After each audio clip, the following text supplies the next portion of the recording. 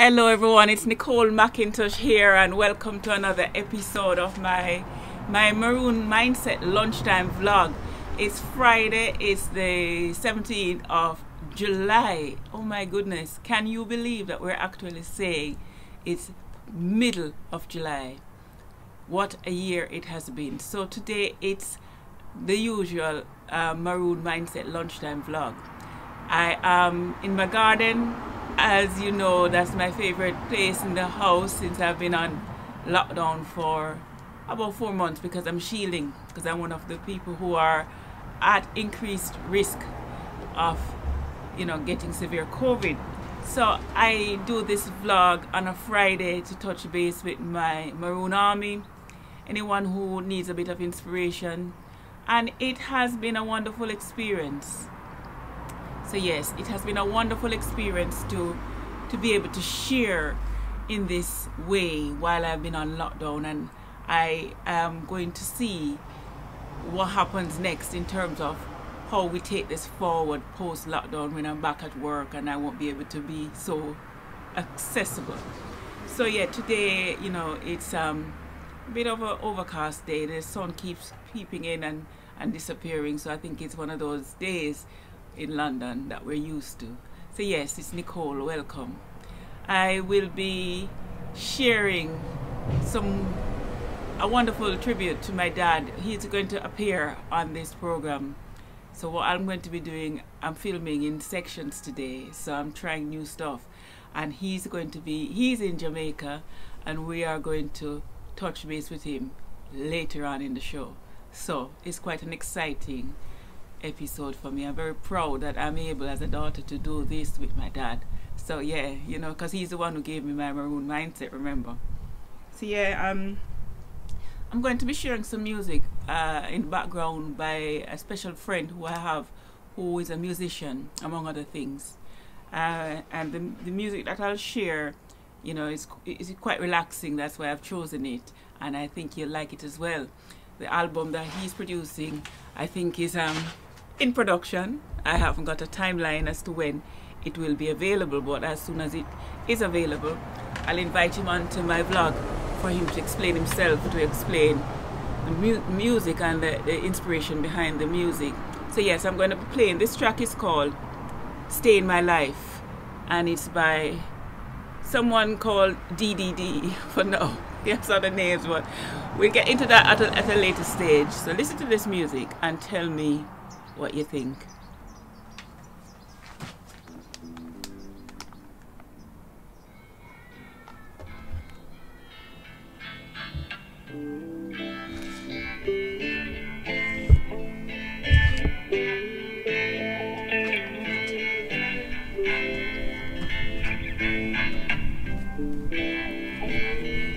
So as you can hear, it has the Caribbean flavor that we love so much. Yes. And it really just shows that our music transcends all cultures. It's wonderful. Listen to it. No, I'm not a musician. I say I'm a connoisseur, but I'm not a musician. But I'm very good at playing music, and I have an ear for good music, and this is good music. So if you want to find him on YouTube, he goes under the moniker of Pale Joe Grind, and he makes wonderful music. And while we're listening to the music of Stay in My Life in the background, I wanted to just talk a little bit about some other things. So this week I did a Wednesday Wisdom midweek check-in, just a kind of inspirational 6 minutes or so to kind of ask people if they're on track to delivering their goals. And it was fun. It was just meant to be something that while I was just about to start work, I just thought, take the camera out. And sometimes you need to be spontaneous. And you have to work with the spirit, where you're moved to and what you're moved to do. So that's what I'm doing. So yeah, that was a midweek Wednesday Wisdom, which I tried doing, actually. It was quite fun. I shared that on all my social media platforms, and it got a good response. This morning though, I was listening to Daddy Ernie. He's still on Vibes FM at the moment, and he was talking about black rights, black movement, and he played 2 songs that really caught my attention. And the first one was by Bob and Marcia, and it was Young, Gifted and Black, and there were some lines in it that kind of just got me, and I thought, yeah, there's a line in that song that says, there are times when I look back, when I'm haunted by my youth. And I think a lot of us can relate to that, in terms of when we look back at the journey that we've been on, things that have happened can haunt us. But I always say that even though it might feel like it's haunting us, it was necessary at that time for us to go through whatever we went through, and the necessity of that was to learn the lessons early in our life. So sometimes when you go through some things early on in life, remember that there are blessings in everything. So yeah, look for the blessings, man. Look for the blessings. And another song that I heard was Jimmy Cliff. Daddy Ernie played Jimmy Cliff, and it was a hard road to travel. And he said it's a hard road to travel and a rough way to go. And so that was Stay in My Life. Wonderful, wonderful song. Music. And yeah, so Jimmy Cliff talked about a hard road to travel and a rough way to go. I mean, seriously. He said in there that really got me right here was, I can't turn back, my heart's made up.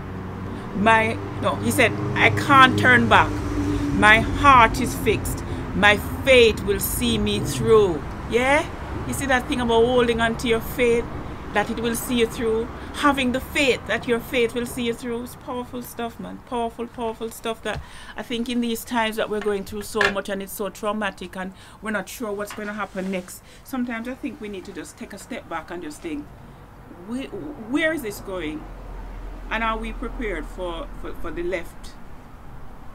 And are we, any kind of left field ball that comes from the left field, some unexpected obstacles, hurdles, that can take so many different forms. So yeah, lots of reading this week as well. Lots of reading. I'm involved in a project with some very knowledgeable people.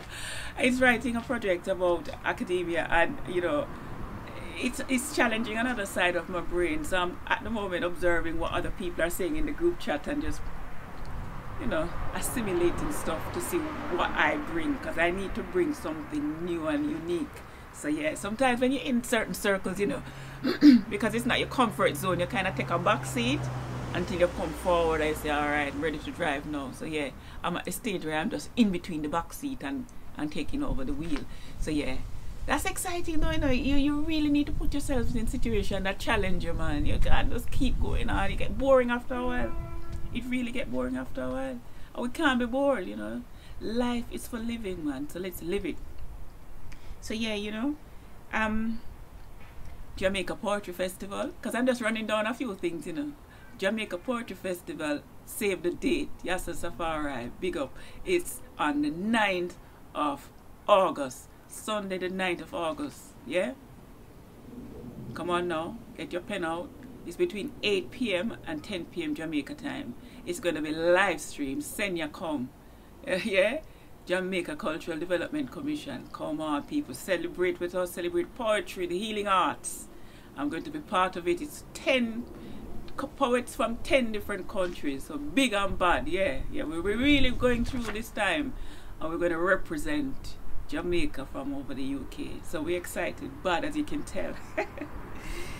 Yeah, yesterday I had my daughter, who is 8, we had the end of year Zoom call.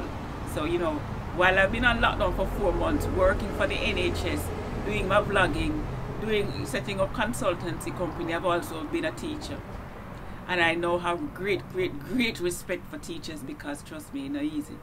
To motivate children who are in lockdown, who are struggling with what we adults are struggling with in terms of, what is this? What does all of this mean? What's going on?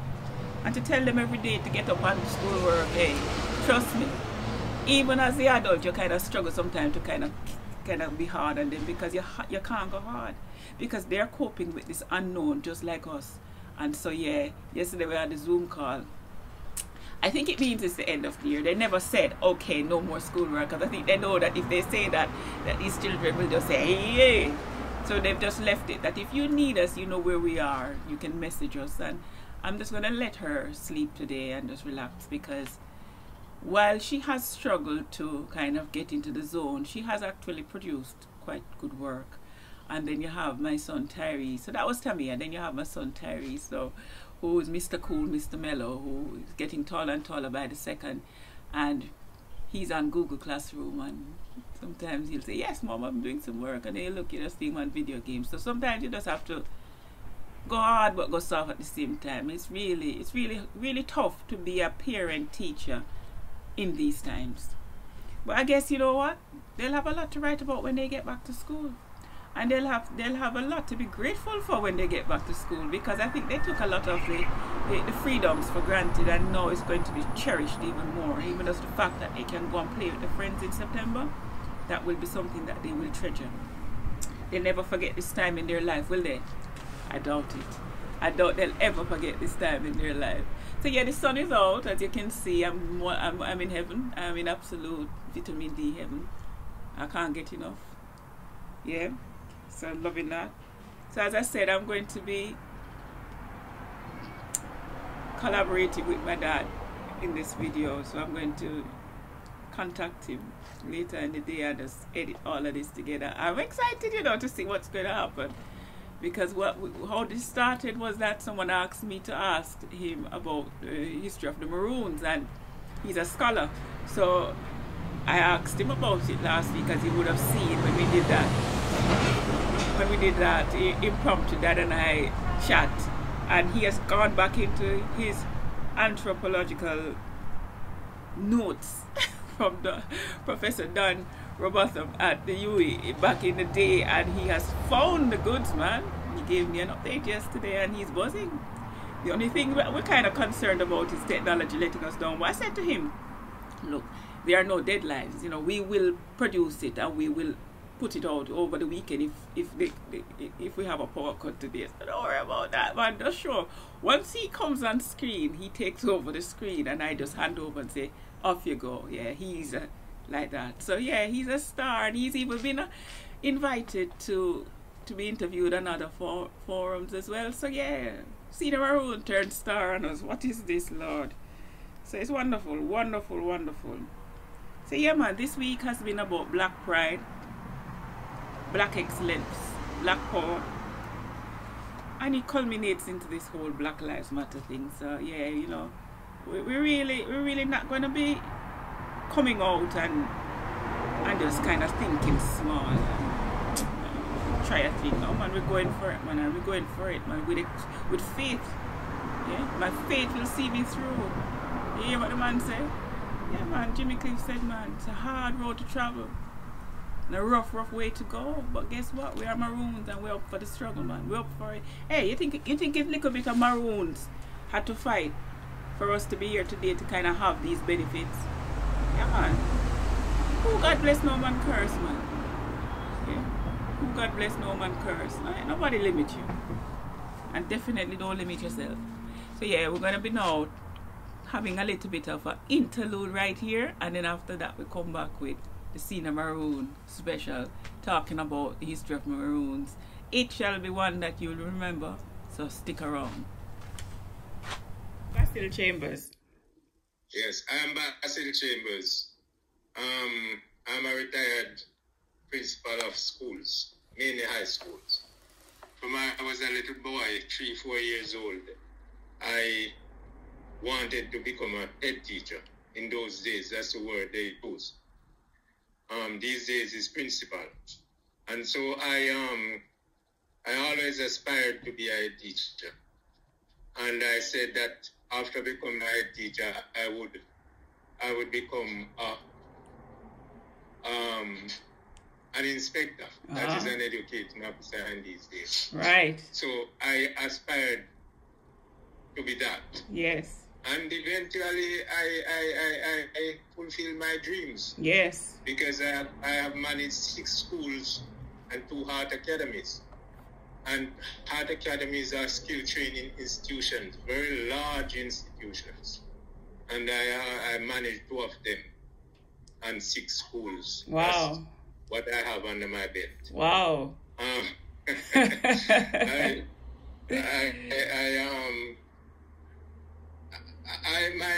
father was a Maroon. Yes. So I'm a descendant of Maroon, tracing my father's lineage.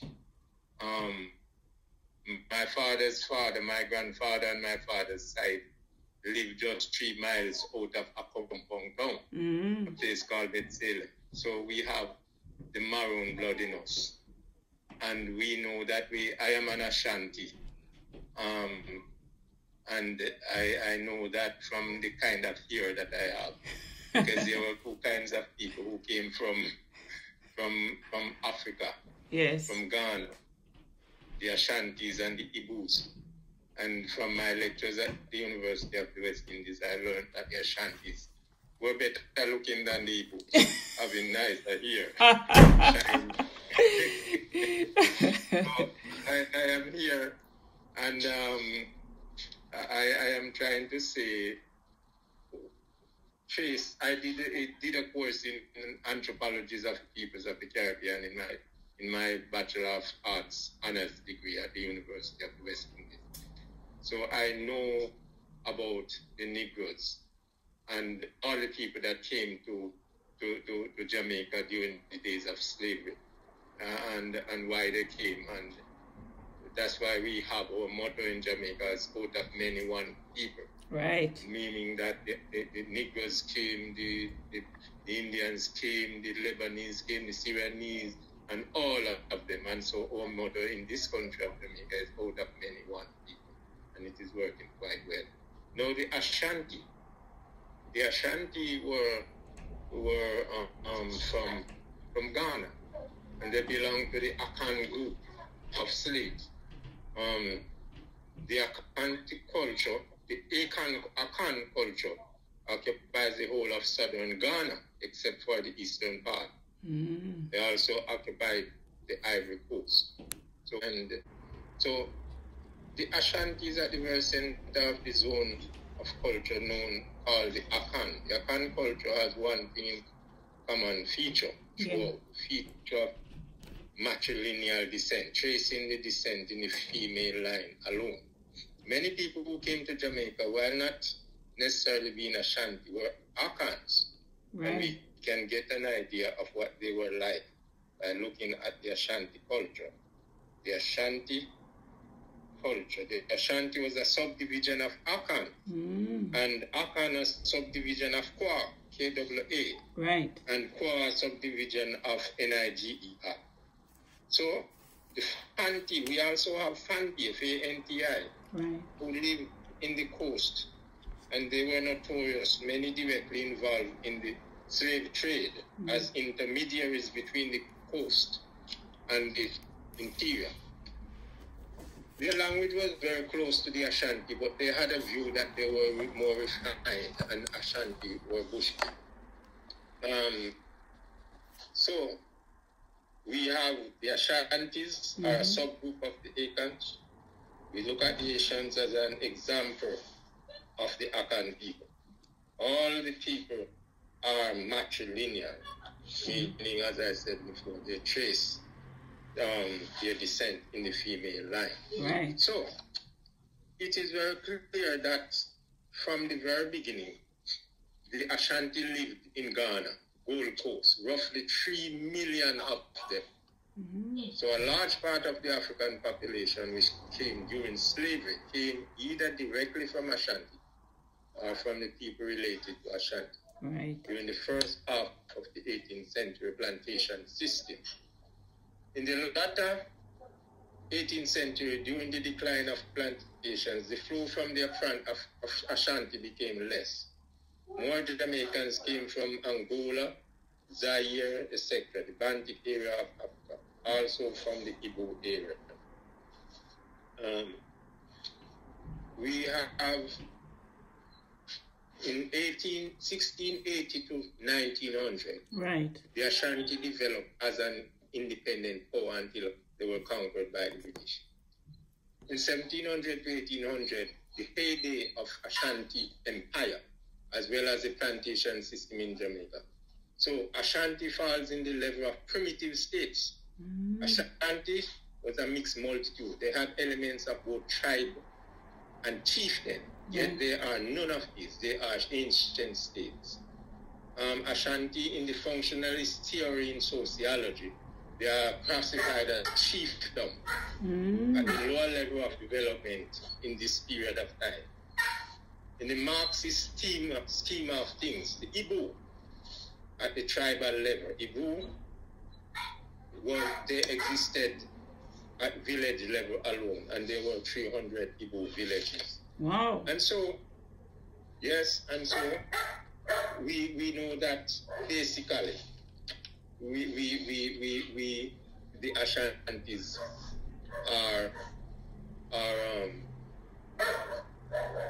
were from Ghana. Right. And the Ashantis were finally defeated by the English. Wow. Their culture had a common feature too. Oh yes, in that they trace their lineage in the female line. It's fascinating to hear, man. Fascinating to hear the history. Yes. It's important to share the history, because we're not going to get it anywhere else. I doubt they'll ever include it in the curriculum. Yes, so if we recap, one, there is a certain general unity throughout the entire system. Two, the Ashantis are a subgroup of Akans. We look at Ashantis as an example of the Akan people.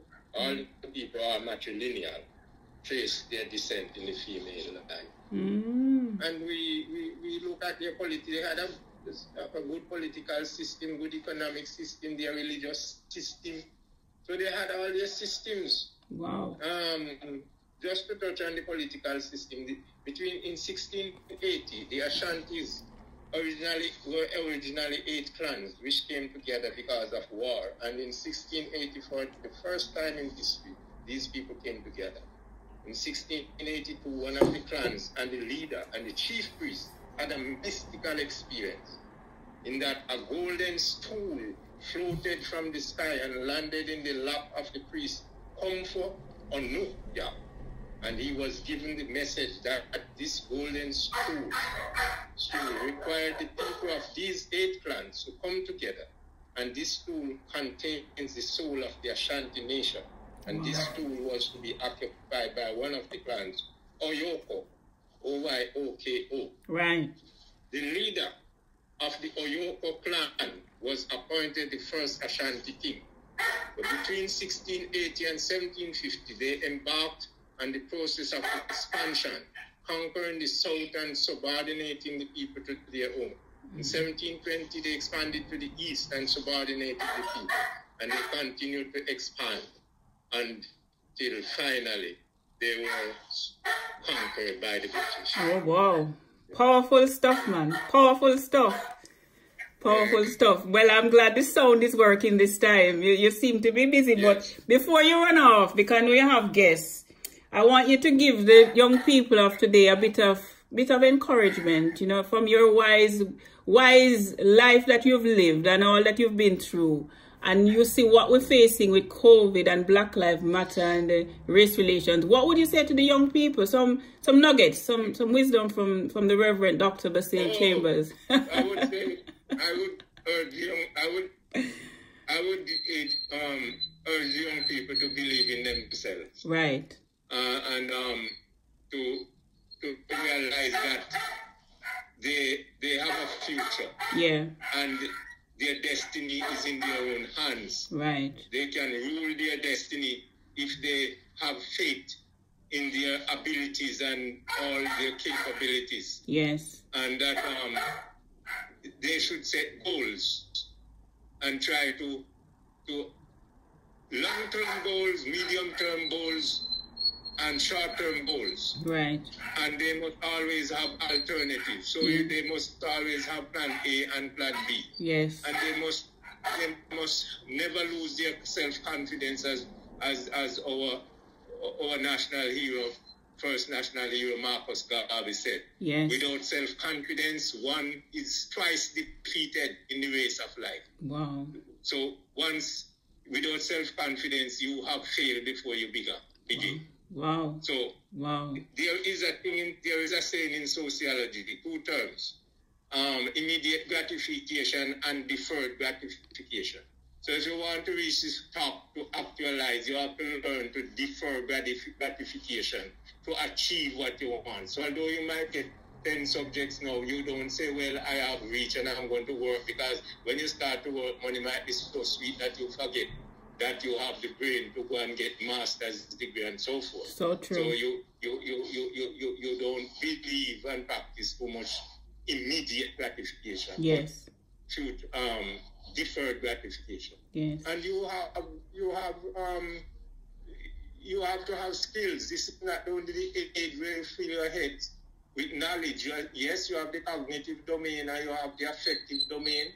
The cognitive domain, the domain of knowing, the affective domain, the domain of feeling, the psychomotive domain, the domain of doing. So you have to learn in this era, in this postmodern era, to be able to do things with your hands and your head. Yes. And you have to, whatever you do, you try to garner skills, because it's not just straight education now.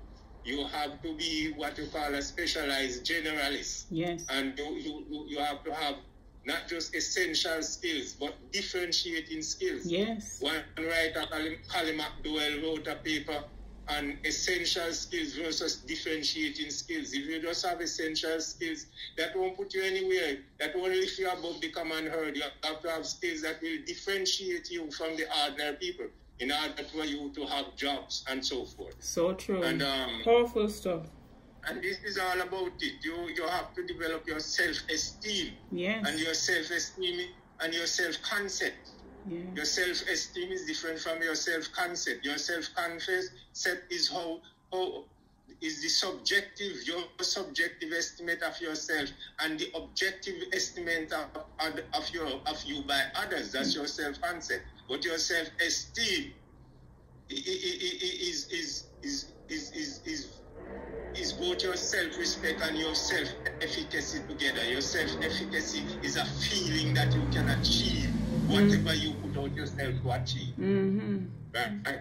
And so, the sky is the limit. Yeah. And you must know that you don't get discouraged easily. Yeah. Right? Because there's a saying that the darkest part of a night is the period just before daylight. Yes. And every cloud has a silver lining. So if you give up on yourself at any stage in life, then you might regret it, because success was just around the corner when you give up. Wow, powerful stuff, man. Wonderful, wonderful.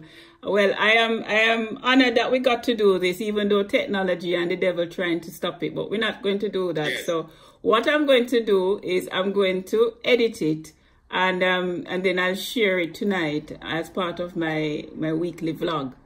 So so if anything, we'll catch up, you know. All right then. All right. All right. Say hello to everybody for me.